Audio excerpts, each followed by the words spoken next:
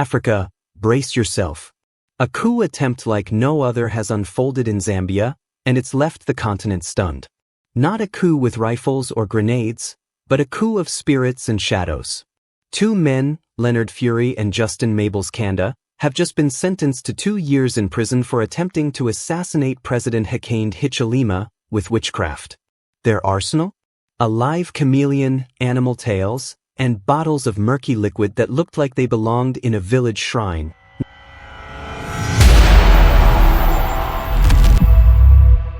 In 2025, in a country rich with copper and resilience, Zambia has turned to a 1914 colonial witchcraft act to convict men accused of cursing the president into his grave. A law written by British administrators to criminalize African traditions is being dusted off to decide the fate of modern Zambia. This isn't just bizarre, it's insulting. Africa is still haunted by colonial ghosts. Witchcraft trial in 2025? Zambia, are we in a Nollywood thriller? Asked one Kenyan blogger. While the world builds AI and space stations, Zambia is chasing chameleons. The president himself has tried to laugh it off. Asked about the case. Side, and how does it make you feel when there are allegations of witchcraft or muti involved in this? How does it make you feel? Very bad. Very bad. Personally, I don't believe in witchcraft. Never believed in witchcraft. As a person, as a family, as a Christian, I don't believe in witchcraft. But that now such a subject shrouded in secrecy can take a center stage is regrettable. There is no witchcraft. There's only one who takes away life, who gives life. It's God. Let's rewind now, to the scene that started it all. It's December regrettable. 2024. A cleaner hears strange noises in a Lusaka hotel room and calls the police. Inside, officers stumble into a surreal spectacle. Leonard Fury, a local man, and Justin Mabels Kanda, a Mozambican healer, surrounded by ritual paraphernalia. A chameleon twitching in a jar. The tale of some poor creature. 12 bottles of cloudy brews that smelled of herbs and menace. A scene out of folklore, but this time caught in the harsh glare of police torches. The charge? That the pair plotted to kill Hichilema through ritual. Court testimony claimed the ritual involved pricking the chameleon's tail to channel death toward the president, who would supposedly collapse within 5 days. The alleged mastermind, Nelson Banda, brother of fugitive politician Emmanuel J.J. Banda, himself wanted for robbery and murder. The payment? 2 million kwacha, around $70,000. A fortune for a traditional healer, but crumbs in the currency of power struggles. The courtroom drama played out like an Achebe novel turned inside out. Magistrate Feriambu thundered that the men were not merely enemies of the president, but enemies of the entire nation. Their lawyer, Agrippa Milando, argued they were harmless healers, not assassins, that their crime was belief, not violence. But the judge brushed it aside. The issue wasn't whether witchcraft worked, it was whether the men claimed to wield it. And under the Colonial Witchcraft Act, that was enough. Verdict, guilty. Sentence, 2 years hard labor. For Zambia, this is unprecedented. For Africa, it's a spectacle. Never before has a nation prosecuted a witchcraft coup against its head of state. The symbolism is chilling. At a time when the continent pushes for AfCFTA free trade zones, green energy, and digital transformation, Zambia has chosen to make headlines for prosecuting sorcery. But beneath the laughter and memes lies a wound. This isn't about 2 men and a lizard. It's about the stranglehold of colonial thinking. The Witchcraft Act was designed not to protect Africans, but to criminalize African spirituality and undermine our cultural identity. Legal scholar Dixon Jerry noted the law is usually applied in village disputes, where elders are accused of causing droughts or deaths, often leading to mob violence. It was never meant to decide the fate of presidents. That it now does exposes how little progress has been made in freeing ourselves from mental colonization. Why would anyone bet their life on curses in a region soaked in real coups? Mali, Niger, Gabon, Sudan, all fell in recent years to guns and generals. Why a chameleon? The answer cuts deep: desperation. Belief. A void of hope. In Zambia, nearly 80% of the population still believes in witchcraft, especially in rural areas battered by poverty and disillusionment. With youth unemployment soaring above 60% and debt draining nearly half the national budget, people cling to unseen forces when visible leaders fail them. If politics feels powerless, then charms become a last weapon. This is the tragedy. Fury and Kanda weren't just pawns of Nelson Banda. They were symbols of a broken trust between leaders and people. Because when hope collapses, when leaders stop earning loyalty, whispers of juju fill the silence. In Zambia, belief still outweighs reason. Surveys say nearly 8 in 10 citizens trust in witchcraft, even as urban elites like Hichilema scoff.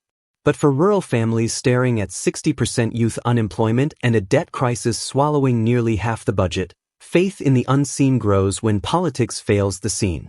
2 million kwacha can tempt a hungry healer, but it's not the money that drives the plot. It's the conviction that juju might actually work. And who weaponizes that belief? Politicians like the Banda brothers, pulling strings from the shadows, exploiting fear to fight their battles. If Hichilema were delivering jobs, schools, and hope, no one would bother. Ordinary people would have laughed Fury and Kanda out of the village square. A loved leader isn't toppled by charms, but shielded by loyalty. That's the real verdict this trial delivers. Zambia's wounds run deeper than superstition. The chaos deepens with the ghost of Edgar Lungu. The former president dies in South Africa in June 2025, yet months later his body lingers unburied in a Johannesburg morgue. His family insists on a private burial abroad, terrified of a state funeral laced with whispers of occult rituals. The government demands heroes' acre. Courts stall. Bertha Lungu sobs. By August, the corpse is still in limbo. Online, suspicions erupt. Is Hichilema's camp dabbling in dark arts? Official denials fall flat in a nation already haunted by fear. Governance turns to theater. Trust erodes like mahogany eaten by termites. While Zambia battles phantoms, the West African Sahel burns with a different fire. In Ouagadougou, courage, not chameleons, reshapes history. September 2022, Captain Ibrahim Traoré, just 34, channels Sankara's spirit and ousts a corrupt junta that let jihadists seize nearly half of Burkina Faso. The old order bowed to Paris and sold gold while villages bled. Traoré slammed the door. French troops out. Mines nationalized. Farmers forgiven. Clinics, roads, and even an $8.9 million tomato factory rise from the dust. Burkina's economy is set to surge 8% annually if the course holds. But revolution never comes easy. April 2025. Whispers of a coup. Soldiers groomed in Ivory Coast, timed with jihadist strikes. Leaks reveal Western fingerprints. Africa mutters about gold. Traoré doesn't flinch. His words, "We will face them mercilessly." His people answer. On April 30th, over 100,000 flood Ouagadougou's Revolution Square, portraits of their young leader aloft, chanting, "Fatherland or death." Sankara's cry resurrected. The wave spreads. 5,000 march in Ghana. Liberia's youth chant, "Traoré or nothing." From Nairobi to Lagos, from Havana to Tehran, voices roar in solidarity. Even London and New York echo. Because Traoré delivers. Gold revenues fund schools, not foreign banks. Security improves. Russian trainers and North Korean commandos stiffen defenses. Attacks fall 20% in key zones. Love, not fear, protects him. The people don't love Traoré blindly, they love him fiercely, because he delivers. Zambia's drift and Burkina's fire tell one story: leaders who fail invite rebellion. Look back to Nepal in 2006, an uprising of Maoist fighters and street fury brought down a monarchy after a decade of war, 13,000 dead, and still the nation fractured. Africa's stakes are heavier. With 1.4 billion people, scarce resources, and jihadists on the march, failure costs more than instability, it costs survival. Sudan's 2021 coup left over 20,000 dead. West Africa's coup belt, Mali, Chad, Guinea, Burkina, Niger, Gabon, keeps expanding south. Even Sierra Leone, Guinea-Bissau, and the Gambia felt the tremors. Corruption, foreign contracts, Chinese debt, French extraction, elites getting rich while youth starve. ECOWAS falters. In response, Burkina, Mali, and Niger form the Sahel alliance, tilting toward Moscow over Paris. If leaders don't wake up, coups won't just reshuffle power, they'll carve nations into bloody fiefs worse than Nepal's scars. Ask yourself, if Hichilema governed like Traoré, seizing mines, creating jobs, shaking off IMF chains, would witch doctors dare plot his fall? Never. People would have laughed Fury and Kanda off the stage before police even arrived. A leader loved by his people doesn't need courts to fight charms. The people themselves are his fortress. But Hichilema's government, once a beacon of hope in 2021, now breeds whispers of authoritarian drift, arrests, censorship, opposition under pressure. Add the grotesque saga of Edgar Lungu's unburied body, and paranoia deepens. Without love, a leader isn't threatened by juju, he's threatened by distrust. Meanwhile, Traoré's rally in April drew over 100,000, a living shield because he shields them. From Accra to Harlem, the world rallies behind him. Zambia's silence is the warning. No one cheers for leaders who chase shadows. Hichilema, listen. Scrap the Witchcraft Act. It's colonial poison. Launch a Zambia Awaken program. Reclaim 20% of copper mines, fund cooperatives, cancel predatory debt, build youth corps for solar jobs instead of spells. Join the Sahel Alliance for security patrols. Step into villages, not just boardrooms. Earn love, and fear disappears. For all African leaders, the lesson is the same. Follow Traoré's courage. Audit debts, expose vultures, nationalize gold, lithium, and oil for the people. Build a Pan-African parliament with power, not pageantry. Teach Sankara, Nkrumah, and Lumumba in our schools, not colonial myths. Deliver justice, punish the corrupt elite, not traditional healers. Form AI-style alliances for defense, trade, and sovereignty. Africa stands at a crossroads. Zambia's witchcraft trial is a shameful laugh, but Burkina's revolution is a roar. Leaders can betray and fade, like Lungu's body fought over even in death, or they can build and endure, like Traoré shielded by the living. The ancestors watch. The youth are restless. From Lusaka to Ouagadougou, Cape to Cairo, the drumbeat grows. Rise upright, unbroken, unstoppable. ASC.